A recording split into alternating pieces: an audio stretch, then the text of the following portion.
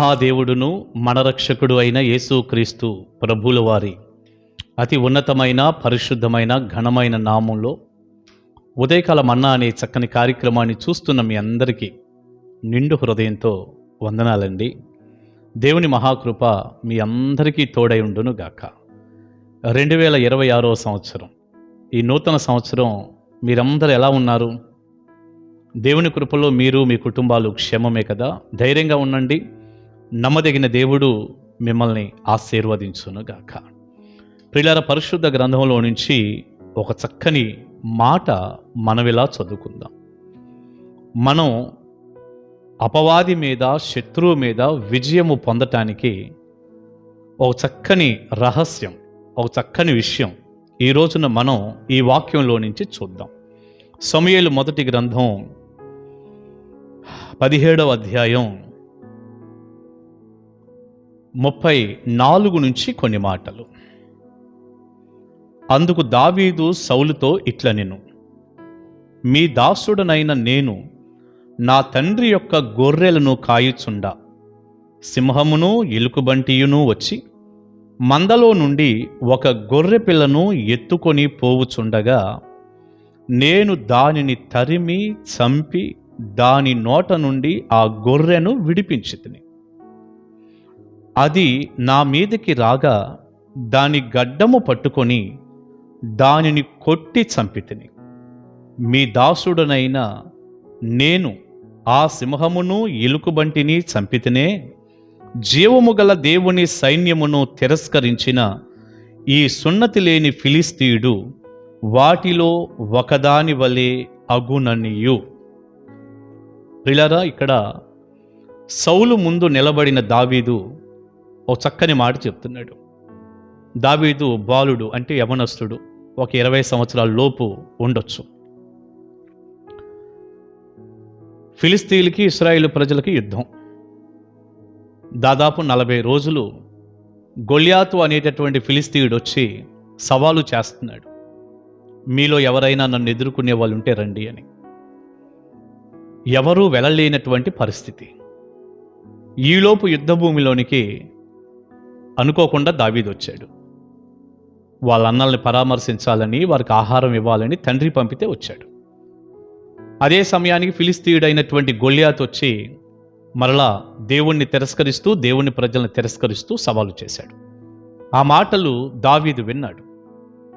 ఏంటి అసలు ఇక్కడ ఈ వాతావరణం అన్నప్పుడు చెప్పారు, ఇది పరిస్థితి. ఆ గొల్యాతుని ఎవరైనా చంపితే వారు మనకి దాసులవుతారు, ఓడిపోయినట్టే. కానీ ఇశ్రాయేలు ప్రజలు ఎవరు వెళ్ళలేకపోతున్నారు. అప్పుడు దావీదు అన్నాడు, నేను వెళ్తాను, నేను చంపేస్తాను. జీవం కలిగిన దేవుణ్ణి ఇంత అవమానంగా మాట్లాడతాడా? నేను చంపేస్తాను. ఈ మాటలు అన్నప్పుడు ఒక వ్యక్తి దావీదును తీసుకొని సౌలు దగ్గరికి వచ్చారు, రాజు దగ్గరికి వచ్చారు. ఏంటి ఇలా వచ్చారు మీరు అన్నప్పుడు అక్కడ ఉన్నటువంటి వ్యక్తి చెప్పాడు, ఏం లేదు మహారాజా, దావీదు అనబడిన ఈ యవనస్తుడు గొల్యాతును నేను చంపేస్తాను అంటున్నాడు, మీ దగ్గరికి తెచ్చామని. సౌలు అన్నాడు, నీ వల్ల కాదది, నువ్వు చిన్నపిల్లవాడివి, బాలుడివి, యుద్ధంలో కూడా నీకు నేర్పరితనం ఏమి లేదు. అతను చూస్తేనేమో బాగా యుద్ధంలో నేర్పరితనం కలిగినటువంటి వ్యక్తి, యుద్ధాభ్యాసం కలిగిన వ్యక్తి, నువ్వు చంపలేవు చెప్పాడు. ఆ మాట ఎప్పుడైతే సౌలు రాజు అంటున్నాడో, దావీదు చేసిన ఒక అద్భుతమైనటువంటి పని ఏంటంటే, గత కాలంలో దేవుడు దావీదుకు ఇచ్చినటువంటి విజయాన్ని గురించి మాట్లాడాడు. ఏమంటున్నాడు, మహారాజా, ఓ సమయంలో నేను నా తండ్రి మందను, గొర్రెలను నేను కాస్తూ ఉన్నప్పుడు ఒక సింహం వచ్చింది గొర్రె పిల్లల్ని ఎత్తికెళ్ళాలని. ఒక ఎలుకబంటి కూడా వచ్చింది గొర్రె పిల్లల్ని ఎత్తికెళ్ళాలని. పట్టుకొని కూడా పోవటానికి ఎంతో ప్రయత్నం చేసింది, నోట కరిపించుకొని వెళ్ళటానికి. నేను వాటిని తరిమి సింహాన్ని చంపేశాను, ఎలుకబంటిని కూడా చంపేశాను. నేను ఆ రీతిగా గొర్రె పిల్లని కాపాడాను, దేవుని సహాయంతో ఇలా జయించాను అని దావీదు చెప్పాడు. ప్రియులారా, ఇక్కడ మనం నేర్చుకోవాల్సిన ఒక అమూల్యమైన పాఠం ఏంటంటే, గొల్యాతు అపవాదికి గుర్తుగా ఉన్నాడు. దావీదు దేవుని బిడ్డకి గుర్తుగా ఉన్నాడు. దేవుని పిల్లలుగా విశ్వాసులుగా ఉన్నటువంటి మన మీదకి అపవాది అనేక రీతులుగా దాడి చేస్తాడు. మనల్ని శ్రమ పెట్టాలని, మనల్ని బెదిరించాలని, కృంగదీయాలని, మనల్ని ఓడించాలి, పాడు చేసి పతనం చేయాలని వాడు ముమ్మరంగా ప్రయత్నం చేస్తాడు. అపవాది పని దేవుని పిల్లల్ని పాడు చేయటమేగా చేస్తాడు. వాడి ద్వారా మనకు వచ్చే శ్రమ, కష్టము, బాధలు, శోధనలు, వీటిల్లో మనం కృంగిపోయి, నలిగిపోయి, వేదన చెందుతుంటే వాడు చూసి ఆనందిస్తాడు. మనం ఏం చేయాలి? ఇప్పుడు ఏం చేయాలంటే, గత కాలంలో దేవుడు మనకిచ్చిన విజయాలను గుర్తు చేసుకోవాలి. గుర్తుపెట్టుకోండి ఈ మాట. గత కాలంలో దావీదు చేసింది అదే. నా దేవుడు నాకు సహాయపడుతూ ఎలా కాపాడాడు? గొర్రెపిల్లను విడిపించడానికి సింహాన్ని, ఎలుకబంటిని నేను చంపాను అంటే నాకెంత గొప్ప విజయం ఇచ్చాడు నా దేవుడు. దేవుడు విజయం ఇస్తాడు తప్పకుండా. నా గత కాలంలో దేవుడు ఇలాంటి కార్యం చేశాడంటూ గుర్తు చేసుకున్నాడు. అలా మన జీవితాల్లో కూడా దేవుడు ఎన్నో కార్యాలు చేశాడు కదా. ప్రియబిడ్డ, నీకు ఎన్ని కార్యాలు చేసి ఉంటాడు? ఒక్కసారి ఆగి ఆలోచించు. ఎన్ని అద్భుతాలు చేశాడు. నీ ముందు ఏదో ఒక కష్టమో, ఒక భారమో, ఒక సమస్య ఉన్నప్పుడు నువ్వెందుకు కృంగిపోతున్నావు? గత కాలంలో నీ జీవితంలో గొప్ప కార్యాలు చేసిన దేవుడు రేపు కూడా చేస్తాడు. ఆ మాటే దావీదు గుర్తు చేసుకున్నాడు. మనం కూడా గతకాలపు విజయాలను గుర్తు చేసుకుందాం, అపజయాలను కాదు, ఓటములను కాదు. అప్పుడు ఓడిపోయాను, అప్పుడు అపజయం పాలయ్యాను, అప్పుడు కృంగిపోయాను, అప్పుడు ఈ నష్టం వచ్చింది అయ్యొద్దు. మునుపటి వాటిని మనం మర్చిపోదాం, ముందున్న వాటి కొరకు వేగిరపడదాం. గతకాలపు విజయాలను గుర్తు చేసుకోవాలి మనం. ఒకటి. రెండోది, దావీదు చేసిన ఇంకో పని ఏంటంటే 36వ వచనం చదువుతున్నాను.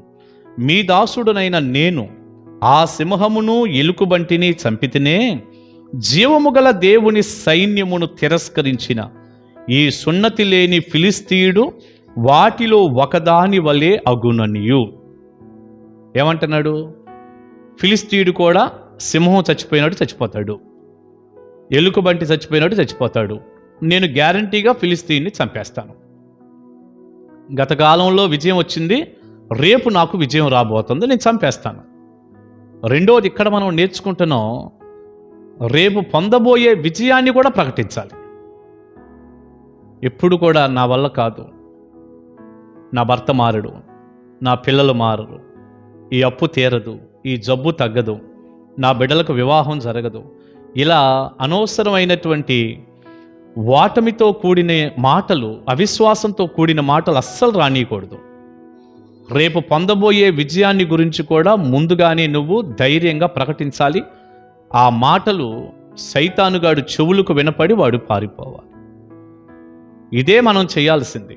ఖచ్చితంగా రేపు దేవుడు నాకు జయమిస్తాడు, ఈ సమస్య నుంచి విడిపిస్తాడు, ఈ కష్టం నుంచి విడిపిస్తాడు, నా కన్నీరు దేవుడు తుడుస్తాడు, ఈరోజున్న అనారోగ్యం రేపు ఉండదు, నేను విజయం పొందుతాను, నా సమస్యలన్నిటికీ కూడా విజయం వస్తుంది. ఇలా మీరు రేపు పొందబోయే విజయాన్ని కూడా ముందే చెప్పాలి. ఇదే ఫెయిత్ అంటే, ఇదే విశ్వాసం అంటే. రెండే రెండు పనులు.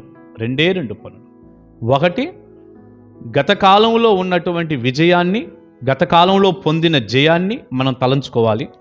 రెండోది, రేపు పొందబోయే విజయాన్ని కూడా మనం గుర్తు చేసుకోవాలి, దానిని మనం చెప్పాలి, ప్రకటించాలి.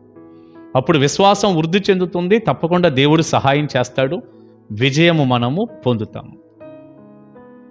ఆ తర్వాత గొలియాతు మీదకి వెళ్ళినటువంటి దావీదు విజయం పొందాడా లేదా?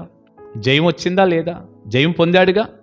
దావీదు చెప్పినట్టే జరిగింది. రీబిడ్డ, ధైర్యంగా ఉండు. ఈ రెండు సంగతులు, ఈ చక్కని మాటలు నేర్చుకో. ఎప్పుడు అపవాది నీ మీదకి ఏ దాడి తీసుకొచ్చినా, ఏ సమస్య, ఏ కష్టం తెచ్చినా, గత కాలంలో దేవుడు నీకు ఎలాంటి విజయాలు ఇచ్చాడో నువ్వు గుర్తు చేసుకో.